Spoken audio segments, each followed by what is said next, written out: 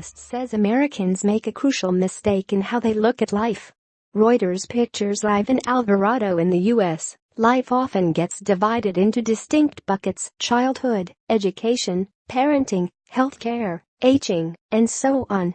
Not so in Finland and other Nordic countries, according to journalist Anu Parttinen, who was born in Finland, moved to the U.S. in 2008, and became a naturalized citizen 5 years later. According to Parttinen, the fractured American view may set people up for failure. Parttinen was speaking at this year's recent Nations Well Summit, held in New York City, on a panel focusing on the well-lived life. The contrast she drew between American and Nordic attitudes toward life related to many themes in her 2016 book, The Nordic Theory of Everything, In Search of a Better Life.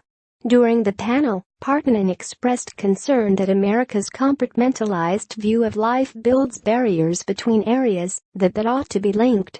Because they arrange a lot of these essential social services, that not everybody really needs to grow up to be a productive individual, Parttinen said. Nordic countries perceive them more as under a big umbrella, and they all work together.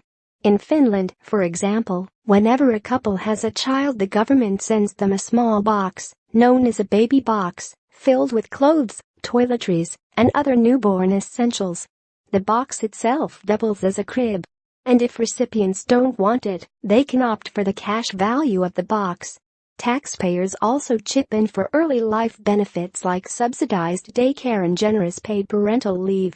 When Finns retire, generally at 65, they receive a pension that allows them to live independently for as long as possible. For as much as Americans talk about valuing freedom, Parttinen said, the effect of having so many social services is that people feel far freer. Foreigners tend to view Nordic countries as these socialist nanny states, where everybody has a collectivist mindset, Parttinen said. But in fact, a lot of these services really support everybody's independence. In other words, even if Nordic people throw more of their earnings into a collective pot than places like the U.S., their intentions are still self-serving. The choices Nordic countries have made have little to do with altruism or kinship, Parttinen wrote for The Atlantic in 2016.